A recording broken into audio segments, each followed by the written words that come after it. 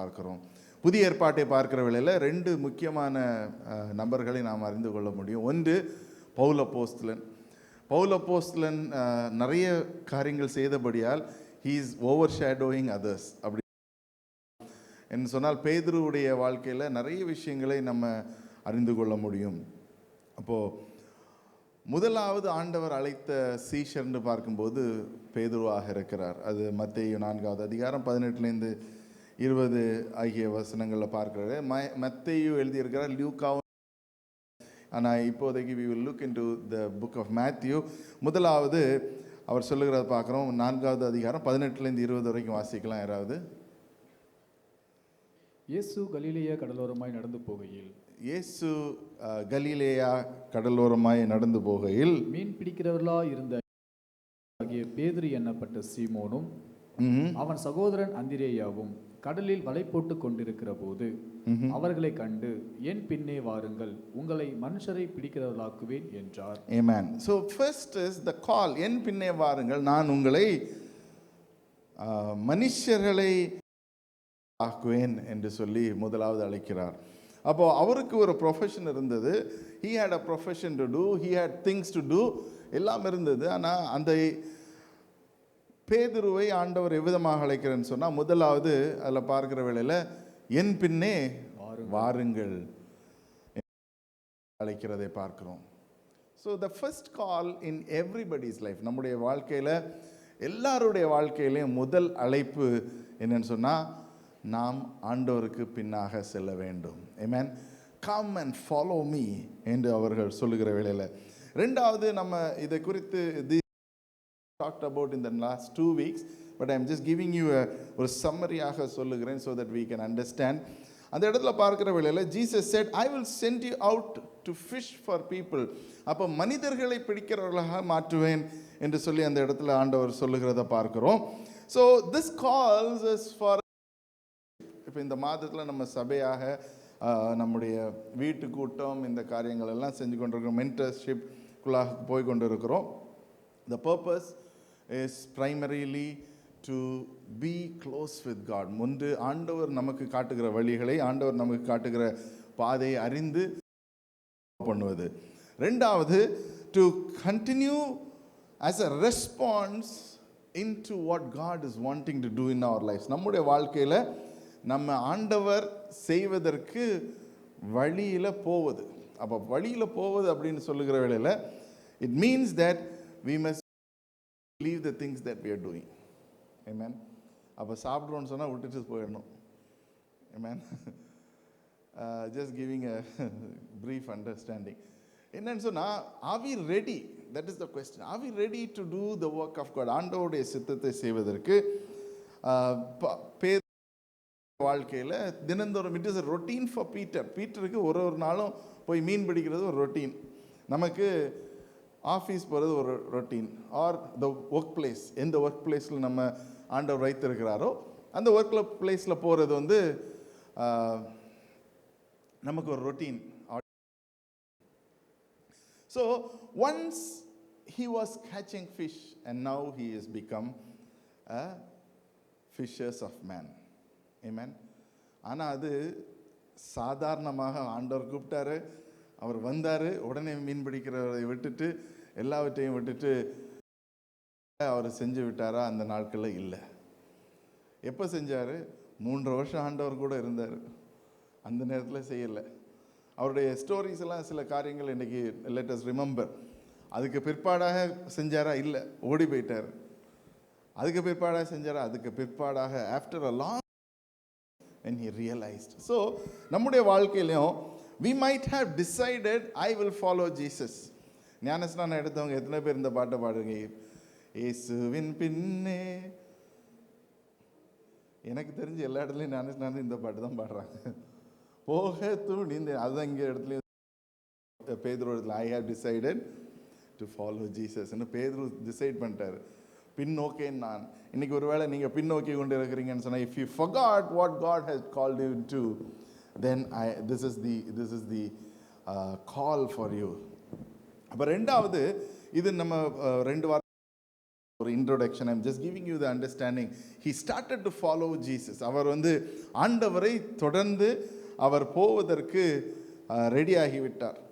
அடுத்தபடியாக ரெண்டாவது பார்க்கிற மத்தேயு 16வது வசனத்து அதிகாரம் 15, 16, 17 ஆகிய வசனத்தில் வாசிக்கும்போது அந்த இடத்துல ஆண்டவர் பேதுருக்கிட்டையும் மற்ற சீஷர்கள்ட்டையும் கேட்குறாரு, என்னை யார் என்று சொல்லுகிறார்கள்? உலகத்தில் இருக்கவங்க எல்லாம் என்னை பற்றி யாருன்னு சொல்கிறாங்க. நம்மளும் கேட்போம்ல, என்னை பற்றி எப்படிப்பா, கிளாஸில் என்ன சொல்கிறாங்க, ஆஃபீஸில் என்ன சொல்கிறாங்க? அது மாதிரி ஆண்டவரும் கொஞ்சம் இன்ட்ரெஸ்ட் ஆகி சொல்லுகிறார்கள் அப்படின்னு கேட்டார்.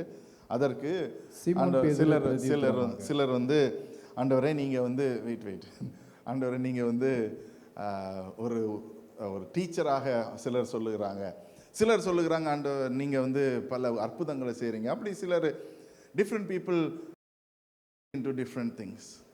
அப்போ நமக்கு லைஃப்லேயும் நமக்கு ரோல் இருக்குது.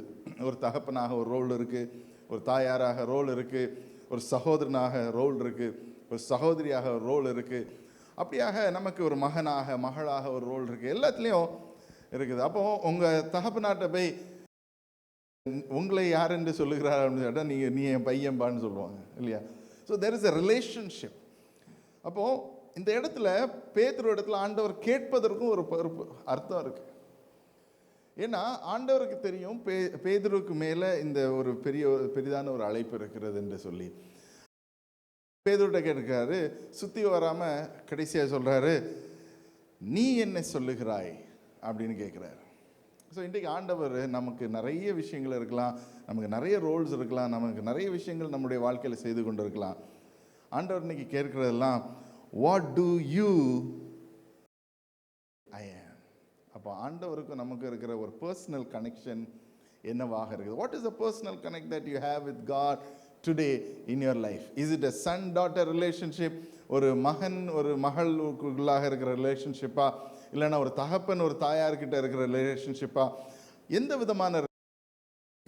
அப்போ அந்த இடத்துல பேதுரு இடத்துல கேட்கிறார். பீட்டர் ரிப்ளைட், வாசிக்கலாம் இப்போ 15, 16, 17. அப்பொழுது அவர் நீங்கள் என்னை யார் என்று சொல்லுகிறீர்கள் என்று கேட்டார். சீமோன் பேதுரு பிரதியுத்தரமாக, நீர் ஜீவனுள்ள தேவனுடைய குமாரனாகிய கிறிஸ்து என்றான். யோனாவின் குமாரனாகிய சீமோனே, நீ பாக்கியவான், மாம்சமும் இரத்தமும் இதை உனக்கு வெளிப்படுத்தவில்லை, பரலோகத்தில் இருக்கிற என் பிதா இதை உனக்கு வெளிப்படுத்தினார். Amen. Hallelujah. So அவன் தொடங்குகிறான், அவனுடைய பணியை தொடங்குகிறான். He starts to follow Jesus. இயேசு கிறிஸ்துவை ஃபாலோ பண்ணி வருகிறான். அதுக்கு பிற்பாடாக சில ஆண்டவரோடு கூட இருந்து கொண்டு இருக்கிறார். And suddenly God says, என்னப்பா சொல்கிறாங்க, ஊரில் என்னை பற்றி என்ன சொல்கிறாங்க அப்படின்னு கேட்டுட்டு கடைசியில் வருது, என்னை பற்றி நீ என்ன, வாட் யூ திங்க் ஐ ஆம் டூயிங் அப்படின்னு சொல்லி நம்ம யார்கிட்ட கேட்போம் பொதுவாக இந்த மாதிரி கொஸ்டின்ஸ்? நம்முடைய ரொம்ப க்ளோஸாக இருக்கிறவங்க. க்ளோஸாக இருக்கிற இன்றைக்கி நான் வசிப்படுத்தேன் நல்லா அப்படின்னு கேட்பீங்களா இல்லையா? இல்லாட்டி for example if I take me, இன்றைக்கி நான் செர்மன் எடுத்தேன், ஃபஸ்ட்டு போய் கேட்குறேன் யாருன்னு தெரியும், பபிதாட்ட தான் போய் கேட்பேன். நல்லா இருக்கு, முகத்தை பார்த்தோன்னே தெரிஞ்சிடும் நம்மளுடைய ரிவ்யூ எப்படின்ட்டு. ஸோ அது மாதிரி ஆண்டவரும் நீ என்ன சொல்லுகிற அப்படின்னு he wants to know people around him want think he is. அப்போ பேதுரு ஆண்டவருக்கு இடையில there was a very intimate and very close relationship இருக்கிறது. அப்போ this is coming under the அவருடைய ஆண்டவர் பேதுரு எல்லாம் சேர்ந்து ஒரு 3 இயர்ஸ்க்கு அந்த டைமில் வருது. So he has already spent இருக்கிறாரு, he has left his job, அவர் ஆண்டவருக்கு பின்னாடியே போய் கொண்டு இருக்கிறாரு. ஸோ இந்த நேரத்தில் he is saying that no, நீங்கள் தேவனுடைய குமாரன் அப்படின்னு சொல்லி அவ்வளோ நாள் ஆயிருக்கு அவருக்கு ஒரு transformation. This is the transformation maybe 2.5 years. அப்போது நம்ம ஒன்று அறிந்து கொள்ளணும், the moment we start accepting Christ, it is a journey. ஒரு ஜேர்னி ஸ்டார்ட் ஆகிறோம். ஆனால் அதில் ஒரு மாறுதல் வர்றதற்கு சில நேரங்கள் நமக்கு தேவைப்படுது. அது எப்போ வரும்னு சொன்னால் when we have that encounter with God. ஆண்டவர்கிட்ட கேட்கும்போது ஆண்டவர் உங்கள்கிட்ட கேட்பார், நீ என்ன செய்த? ஆண்டவரோடு இருந்து கேட்கிற வேளையில் when there is a conversation going on, that is when the revelation happens. Hallelujah. அப்போ ஆண்டவரோடு கூட நம்ம சஞ்சரிக்கிற வேளையில், ஆண்டவரோடு கூட இடைப்பட்டு பேசிக்கொண்டு இருக்கிற வேளையில், அந்த நேரத்தில் தான் அந்த வெளிப்பாடு நமக்கு வரும். இந்த இடத்துல ஆண்டவர் கேட்குறாரு, முதல் கேள்வி கேட்குறாரு, அடுத்தது கேள்வி என்று நினைக்கிறேன். இதில் அந்த பகுதியை படிச்சிங்கன்னா தெரியும். Only when he continues to speak. இன்றைக்கி நம்மளுடைய வாழ்க்கையில் அதுதான். ஒரு ஆன்சர், ஒரு கேள்வி, ஒரு கொஸ்டின் ஆன்சர் முடிஞ்சுது, ஓகே மார்னிங் ப்ரேயர் முடிஞ்சது. இல்லை, let us converse with God. ஆண்டவருடைய பிரசன்னம் நம்மளோடு கூட இருக்கிறது. அதை அறிந்தவர்களாக let us continue meditate in the Bible. அதான் சங்கீதம் 127 பார்க்கும்போது, ஒன்றே நான் கேட்பேன், அதையே நான் கர்த்தருடைய பிரகாரங்களில் வீட்டில் இருப்பதையே நாடுவேன். ஹல்லேலூயா. So when we come into the presence, ஒன்றே நான் கேட்பேன், ஆண்டவரே உம்மோடு கூட பேசிக்கொண்டே இருக்கணும். As we continue to speak with him, as we continue to understand him deeper, பேசிக்கொண்டு இருக்கிறவர்கள், ஆண்டவரே உம்முடைய சித்தம் என்ன என்னுடைய வாழ்க்கையில், நீங்கள் என்ன செஞ்சு கொண்டு இருக்கிறீங்க ஆண்டவரே, இதன் மூலமாக நான் என்ன செய்யணும், இப்படி இருந்து கொண்டு இருக்கிறது அப்படின்னு சொல்லி நம்ம as we person who is speaking to the friend, அந்த ஒரு இன்டிமெசி நமக்கு வேணும். ஆமென். ஹல்லேலூயா. ஸோ அந்த இன்டிமெசி இந்த இடத்துல பேதுரு, தோ திஸ் இஸ் எ கான்வர்சேஷன், ஒரு ரெண்டு பேர் பேசுகிற ஒரு கேள்வியாக இருக்கிறது. ஆனால் இன்றைய கான்டெக்ஸ்டில் நம்ம பார்க்கிற வேளையில் it is a human and God. இன்றைக்கு நம்ம இயேசு கிறிஸ்துவை தெய்வமாக நம்ம அறிந்திருக்கிறோம். அப்போ அதுதான் அந்த இடத்துல அது வரைக்கும் பேதுருவுக்கு தெரியவில்லை அப்படின்னு நினச்சிருக்கலாம் ஒருவேளை. பிகாஸ் இதுக்கு முன்னாடியே தெரிஞ்சால், ஆண்டவர் நான் முன்னாடியே சொல்லியிருக்கேன்ல, பேர் சொல்லியிருப்பார். அவர் அப்படிப்பட்ட ஆள் தானே.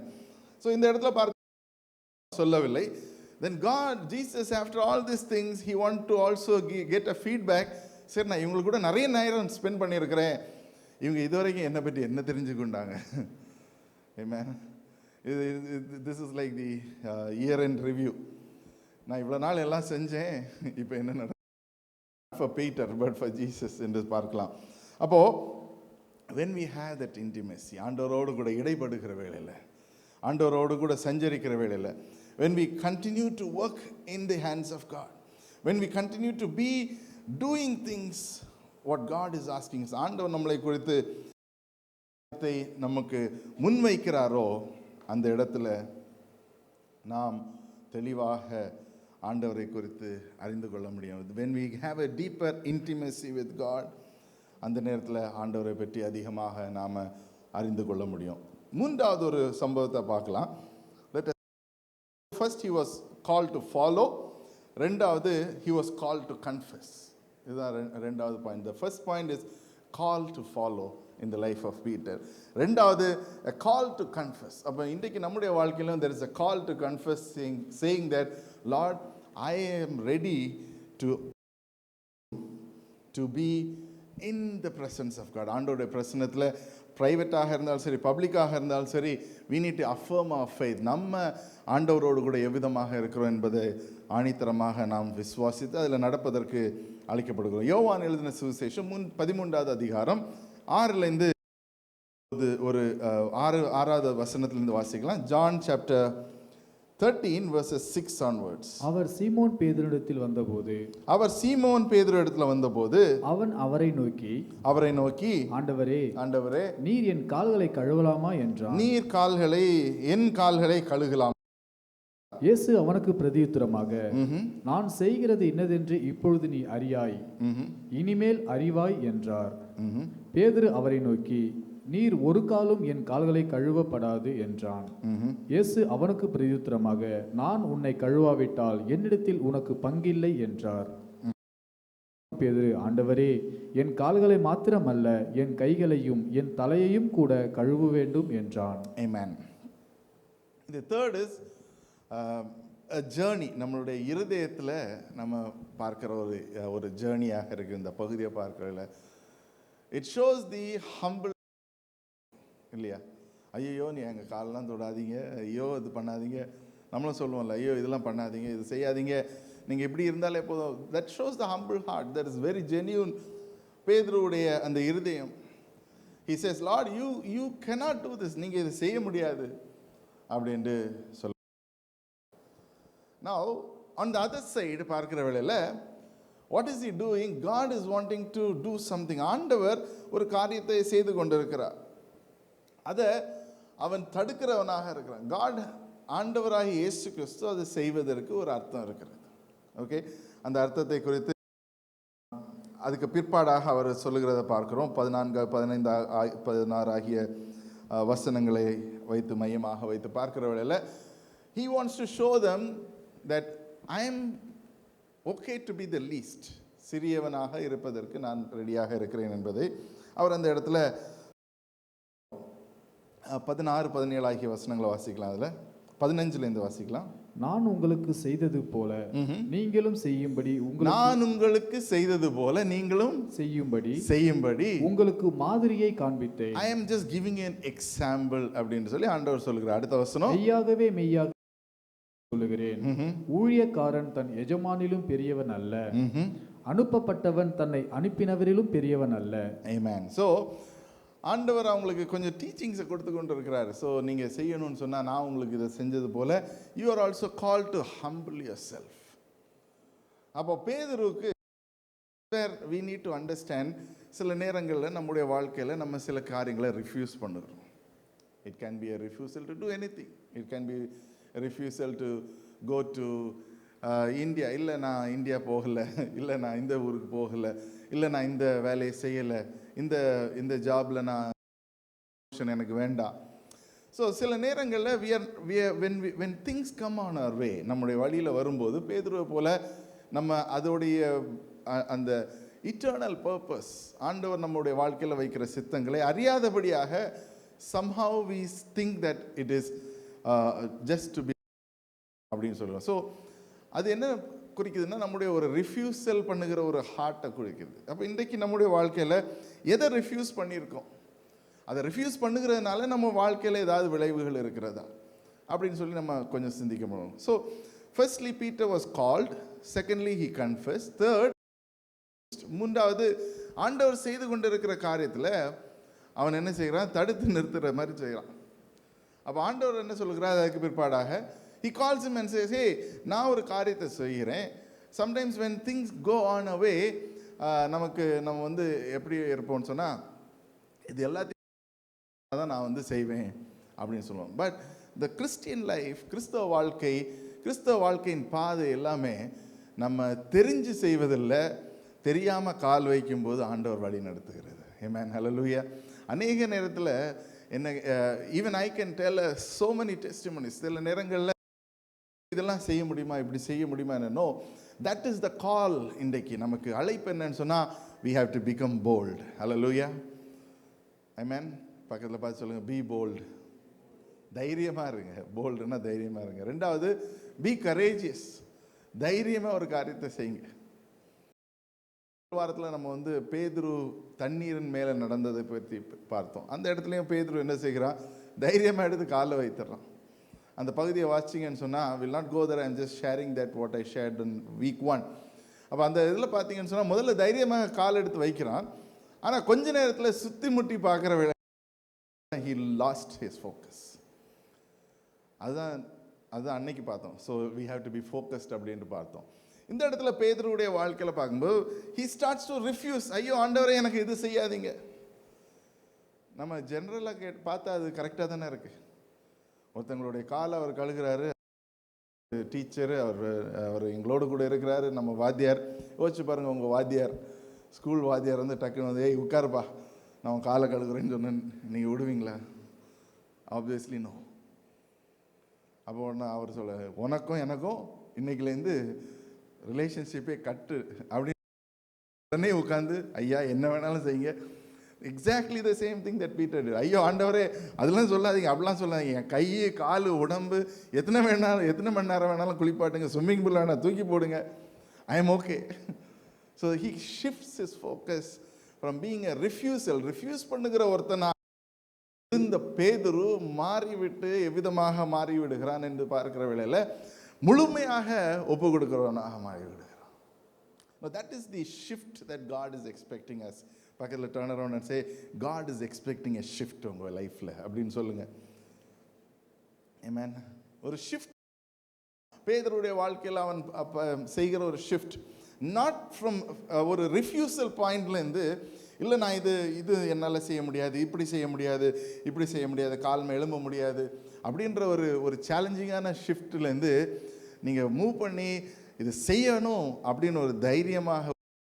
ஒரு மூவ் எடுக்கும்போது அதனுடைய விளைச்சல் பயங்கரமாக இருக்கும். ஆமென், ஹல்லேலூயா. ஸோ தட் இஸ் தி கால். இன்றைக்கு ஒரு இதுவரைக்கும் செய்யாத ஒரு காரியத்தை நீங்கள் இந்த மாதத்தில் இந்த வாரத்தில் செய்வதற்கு துணிகரமான ஒரு தீர்மானம் எடுங்க. ஆமென். It can be anything, it can be anything. கொடுங்க, ஆண்டவர்கிட்ட ஒப்பு கொடுத்து ஜெபிக்கிறவங்கள அவர் அதுக்கு வழிகளை வகுப்பார். ஆமென், ஹல்லேலூயா, ஹல்லேலூயா. Turn around and say take a decision அப்படின்னு சொல்லுங்க, தீர்மானம் எடுங்க. ஸோ இந்த இதில் பார்க்குறோம், பீட்டர் தாழ்மையாக இருக்கிறார். Jesus washing his feet, he was struggling to understand. பார்க்கும்போது he was struggling to understand what humility is all about. நம்ம வாழ்க்கையிலும் அப்படிதான். ஐயோ, how can he do this? எப்படியாக தாழ்மை என்பதை ஆண்டவர் வெளிப்படையாக இந்த இடத்துல காட்டுகிறார். அப்போ இன்றைக்கு நம்முடைய வாழ்க்கையில் தாழ்மையை நாம் எப்படியாக வெளிப்படையாக காண. So the world might refuse the humility. நீ வேலை இடத்துல பார்த்தீங்கன்னு சொன்னால், if we show humility, எல்லாரும் நம்ம தலைக்கு மேலே ஏறி போயிடுவாங்க இல்லையா? we think that okay, அதை ஃபைட் பண்ணணும், இதை செய்யணும். தாழ்மையாக இருந்து பாருங்களேன். because the from your manager, the reward is coming from heaven. அந்த நம்பிக்கை நம்ம வைக்கும்போது இந்த ஹியூமிலிட்டி, அதில் தான் ஒரு பெரிய ஒரு கான்செப்டே இருக்குது. சர்வன்ட்ஹுட் லீடர்ஷிப் அப்படின்னு ஒரு பெரிய ஒரு கான்செப்ட். அதுக்கு நிறைய ட்ரைனிங்ஸ்லாம் நடத்திட்டு இருக்காங்க. சர்வன்ட்ஹுட் அப்படின்னு சொல்லுகிற வேளையில் நம்ம மற்றவர்களுக்காக இருக்கிறோம். ஸோ இன்றைக்கு இருக்கிற கார்பரேட் ஸ்ட்ரக்சரில் பார்க்கும்போது there is no servanthood இருக்குது. பட் கிறிஸ்தவ லீடர்ஷிப் அப்படின்னு பார்க்குற வேளையில், கிறிஸ்தவ things of our life அப்படின்னு பார்க்குற வேளையில், we are called to practice servanthood leadership. ஒரு servanthood மையமாக வைத்து, அதற்கு முக்கியமான பங்கு எதுன்னு பார்த்தீங்கன்னு சொன்னால் humility, தாழ்மையாக. Amen.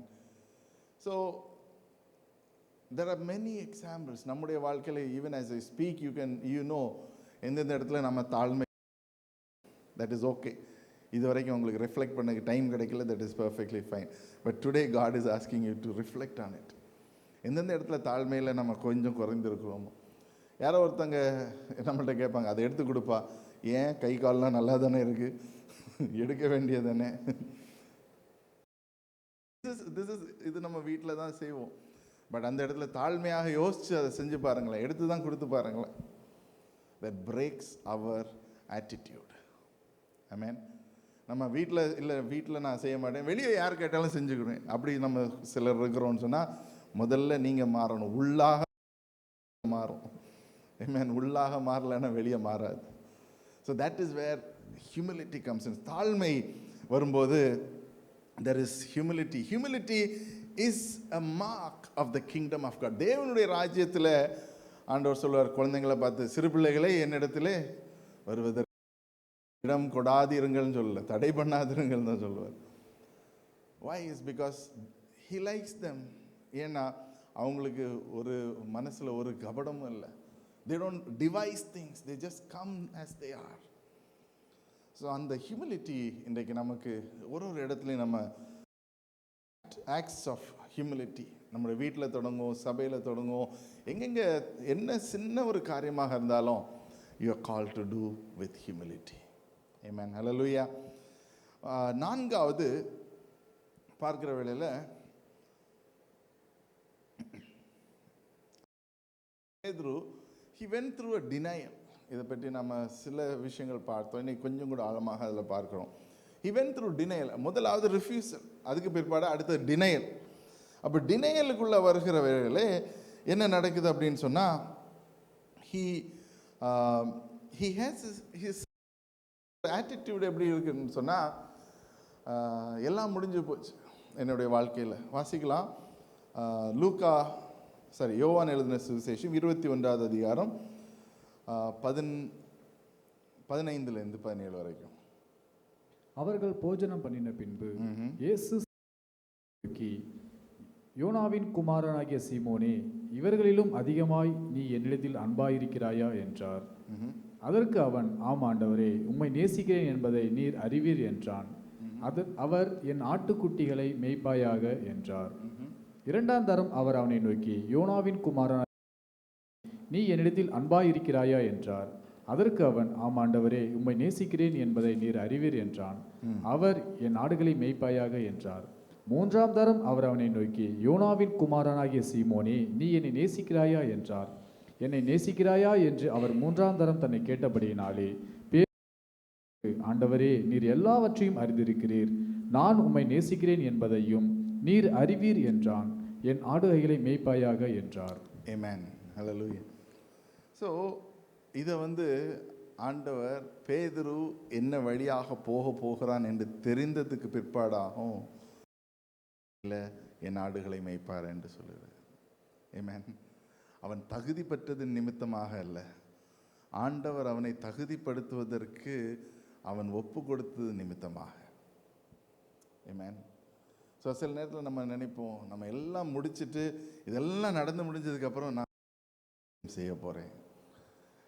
எனக்கு தெரிந்த ஒரு பிரபல பாடகர் ஒருத்தர், இப்போது he doesn't do much of ministry, உங்களை எல்லாருக்கும் தெரிந்த ஒரு பாடகர் தான் அவர். I'm not saying right or wrong, I'm just giving my views to it. ஒரு காலத்தில் என்ன செஞ்சாருன்னு சொன்னால், he was working in a நல்ல ஒரு இருந்தார். அப்போது we used to speak அவர்கிட்ட பேசும்போது, அண்ணன் நீங்கள் எப்போ ஃபுல்லாக ஆண்டவருக்கு என்று ஒப்பு கொடுத்து வர போகிறீங்க அப்படின்னு. இல்லைப்பா, நான் இந்த வேலையெல்லாம் முடிச்சுட்டு ரிட்டையர் ஆகும்போது நான் வரப்போகிறேன் அப்படின்னு சொல்லி. ஸோ நம்மளும் சில நேரத்தில் அந்த நாட்களுக்காக நம்ம ஒரு வேளை ஒதுக்கி வைத்துக்கலாம். எல்லாம் முடித்துட்டு கடைசியில் நான் ஆண்டவருக்கு என்று பயங்கரமாக செய்ய போகிறேன். God is not looking at the coming season, but God is looking at the in season. Amen. Hallelujah. இன்றைக்கு நான் செய்ய போகிறோம். வருகிற காலத்தில் உள்ளவங்க பார்த்துக்குவாங்க. இன்றைக்கு this is our time and season. இதுதான் நமக்கு ஆண்டவர் கொடுத்திருக்கிற நாள், இதுதான் ஆண்டவர் நமக்கு கொடுத்திருக்கிற நேரம். இந்த நேரத்தில் what is that we are going to do for God? ஆண்டவருக்கு என்று எதை செய்ய போகிறோம்? பேதுருவை பார்க்கிறோம், இருக்கிறான். ஆண்டவர்கிட்ட கேட்குறாரு. he is not saying that நீ அதை செய் இதை செய் எல்லாம் பண்ணிக்கிறா, இல்லை. ஆல் தட் கேன் ஹேப்பன், எல்லாமே நடக்கும் எப்போன்னு சொன்னால் நம்ம ஆண்டவர் மேலே அன்பு செலுத்துகிற வேளையில். ஆமென். அன்பு இல்லாமல் நம்ம எதுவுமே செய்ய முடியாது. ஆண்டவருடைய ஊழியமாக இருக்கலாம், நிற்கிற ஒரு காரியமாக இருக்கலாம். we are all called to do the work of God. பேதுருவை போல தான் நம்முடைய வாழ்க்கையிலையும் ஆண்டவர் நம்மளை அழைத்திருக்கிறார். பேதுருவை போல தான் ஆண்டவர் நம்மளை தேர்ந்தெடுத்திருக்கிறார். பேதுருவை போல தான் ஆண்டவர் நம்மளை பலப்படுத்தி கொண்டு இருக்கிறார். பேதுருவை போல தான் நம்மளும் சில நேரங்களில் விட்டு ஓடி இருக்கிறோம். பேதுருவை போல தான் நம்மளும் ரிஃப்யூஸ் பண்ணி நம்ம ஒருவேளை ஹியூமிலிட்டி என்பதை குறித்தும் அதே போல் அநேக விஷயங்களை ஆண்டவர் நமக்கு அறிந்து செய்வதற்கு ஆண்டவர் அழைத்தோம். நம்ம செய்வதற்கு தெரியாமல் இல்லைன்னு சொன்னால் மன அழுத்தத்தினால நம்ம அதை விட்டு இருக்கலாம். இன்றைக்கு ஆண்டவர் த தேர்ட் கால் அப்படின்னு சொல்லுவோம். பேதுருக்கு 3வது முறை கேட்கிறார். அதை பார்த்தீங்கன்னு சொன்னால் பேதுருட்ட 3 முறை ஆண்டவர் கேட்குறதும் 3 முறை தான், மறிதளித்ததும் சேவல் கூறதுக்கு 3 முறை தான்.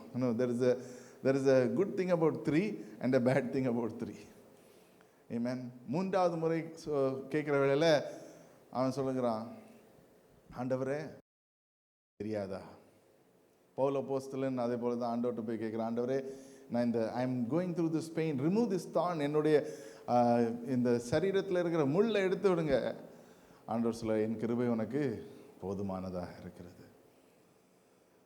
ஸோ நம்முடைய வாழ்க்கையில் நம்ம சில நேரங்களில் ஒரு சிந்தனைக்குள்ளாக போய்கொண்டிருக்கலாம், பிரச்சனைகளுக்குண்டாண்டு போய்கொண்டிருக்கலாம். நம்ம நினைப்போம் இது எப்போ தான் முடியுமோ அப்படின்னு சொல்லி. ஆண்டவர் உங்கள்கிட்ட சொல்கிறது, என் கிருபை உனக்கு போதும். 2வது ஆண்டவர் சொல்கிறார், நீ என்னை நேசிக்கிறாயா?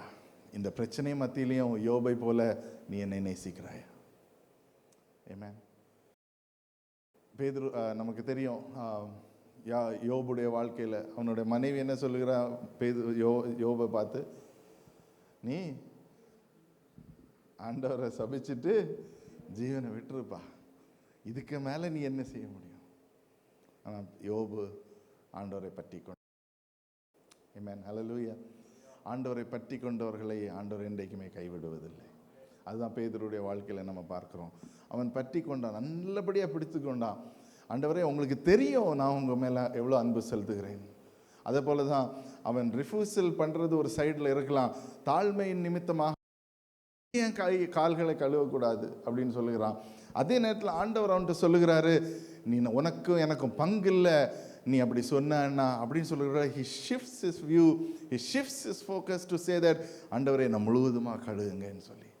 அப்போ அந்த விதமான ஒரு இருதயத்தை நமக்கு ஆண்டவர் இன்றைக்கு வாசிக்கலாம். லூக்கா எழுதின சுவிசேஷம் 22வது அதிகாரம் 54வது வசனத்தில் வாசிக்கலாம். அவர்கள் அவரை பிடித்த பின்பு பிரதான ஆசாரியருடைய வீட்டில் கொண்டு போய் விட்டார்கள். பேதுருவும் தூரத்தில் பின் சென்றான். அவர்கள் முற்றத்தின் நடுவிலே சுற்றி உட்கார்ந்த போது பேதுருவும் அவர்கள் நடுவிலே உட்கார்ந்தான். அப்பொழுது ஒரு வேலைக்காரி அவனை நெருப்பண்டையில் உட்கார்ந்திருக்கிறதை கண்டு அவனை உற்று பார்த்து, இவனும் அவனோடு இருந்தான் என்றாள். அதற்கு அவன், ஸ்திரியே, அவனை அறியேன் என்று மறுதலித்தான். Amen. So from reflection, from refuse சொன்னா டினையலுக்கு வந்துட்டார். ஐயோ எனக்கு இது வரைக்கும் தெரியவே செய்ய. ஸோ நம்முடைய லைஃப்பில் நிறைய வாட்டி நம்ம ஆண்டவரை டினை பண்ணியிருக்கிறோம். நம்ம ஆண்டவருக்கு வேண்டி செய்கிற காரியங்களை டினை பண்ணியிருக்கிறோம். அப்போ இன்றைக்கு ஆண்டவர் நம்மளை பார்த்து சொல்லுகிற காரியம் இதுதான்.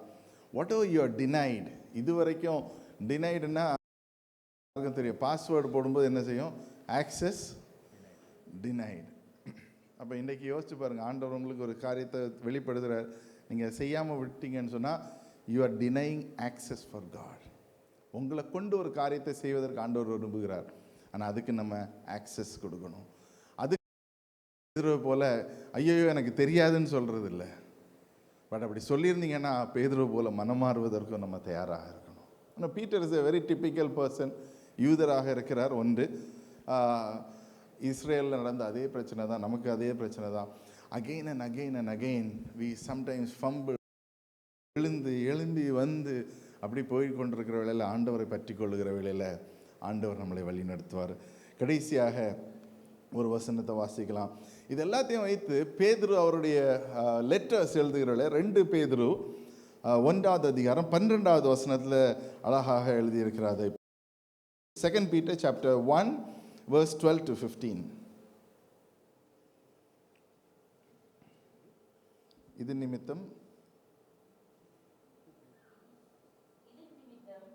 இவைகளை நீங்கள் அறிந்தும் நீங்கள் இப்பொழுது அறிந்திருக்கிற சத்தியத்தில் உறுதிப்பட்டிருந்தும் எப்பொழுதும் நினைப்பூட்ட நான் அசதியாகிறேன். நம்முடைய கர்த்தராகிய இயேசு கிறிஸ்து எனக்கு அறிவித்தபடி நான் என் கூடாரத்தை விட்டு போவது சீக்கிரத்தில் நேரிடும் என்று அறிந்து இந்த கூடாரத்தில் நான் இருக்கும் அளவும் உங்களை நினைப்பூட்டி எழுப்பி விடுவது நியாயம் என்று எண்ணுகிறேன். மேலும் நான் இவைகளை நீங்கள் எப்பொழுதும் நினைத்து கொள்ள ஏது உண்டாயிருக்கும்படி பிரயத்தனம் பண்ணுவேன். அடுத்த வசனம். நாங்கள் தந்திரமான கட்டுக்கதைகளை பின்பற்றியவர்களாக அல்ல, அவருடைய மகத்துவத்தை கண்ணார கண்டவர்களாகவே நம்முடைய கர்த்தராகிய இயேசு கிறிஸ்துவின் வல்லமையையும் அறிவித்தோம். இவர் என்னுடைய நேசகுமாரன், இவரிடத்தில் பிரியமாயிருக்கிறேன் என்று சொல்லுகிற சத்தம் உன்னதமான மகிமையில் இருந்து அவருக்கு உண்டாகி பிதாவாகிய தேவனால் அவர் கனத்தையும் மகிமையும் பெற்றபோது அவரோடு கூட நாங்கள் பரிசுத்த பருவத்தில் இருக்கையில் வானத்திலிருந்து பிறந்த அந்த சத்தத்தை அதிக உறுதியான தீர்க்க தரிசன வசனமும் நமக்கு உண்டு. பொழுது விடிந்து விடிவெள்ளி உங்கள் இருதயங்களில் உதிக்கும் அளவும் இருளுள்ள ஸ்தலத்தில் பிரகாசிக்கிற விளக்கை போன்ற அவ்வசனத்தை கவனித்திருப்பது நலமாயிருக்கும். ஆமென். ஸோ அந்த கடைசி வசனத்தை ஒரு வசனம், பொழுது விடிந்து விடிவெள்ளி உங்கள் இதயங்களிலே உதிக்கும் அளவும் இருளுள்ள ஸ்தலத்தில் பிரகாசிக்கிற விளக்கை போன்ற அவ்வசனத்தை கவனித்திருப்பது நலமாயிருக்கும்.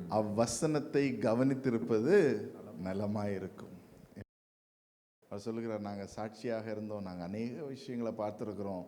But today I want to encourage you to continue to read the word. வசனத்தை வாசிங்க, ஆண்டவரை பற்றி கொள்ளுங்க. ஆண்டவரை பற்றி கொள்ளுகிற வேளையில், விசுவாசத்தில் நீங்கள் உறுதியாக நிற்கிற வேளையில், when you remain in these things, கொஞ்ச நாள் தான் இருக்க போகிறோம். நான் சொன்ன நம்ம ரிட்டையர் ஆகிட்டு செய்யலான்னு இல்லை, இப்போ செய்யுங்க. 50 வயசு தாண்டின உடனே செய்யலான்னு இல்லை, இந்த டைமில் கமிட் பண்ணுங்கள். It is the time that we are looking into, is the time that God has put in our hearts. நம்முடைய இருதயத்தில் ஆண்டவர் இடைப்படுவாராக. through in the later days, like he says, do not let go of things. இந்த விஷயங்கள் எல்லாம் உங்களுடைய மனதை விட்டு போகாதபடி நீங்கள் இது உறுதியாக பற்றி கொள்ளுங்க. கொஞ்ச நாள் தான் இருக்க போகிறோம், நாங்கள் பார்த்துருக்குறோம், நாங்கள் மகிமையாக பார்த்துருக்குறோம், பெரிய காரியங்கள் ஆண்டவர் செய்ததை பார்த்துருக்குறோம். இன்றைக்கு நீங்கள் இதை செய்வீங்க. Says it's a commitment.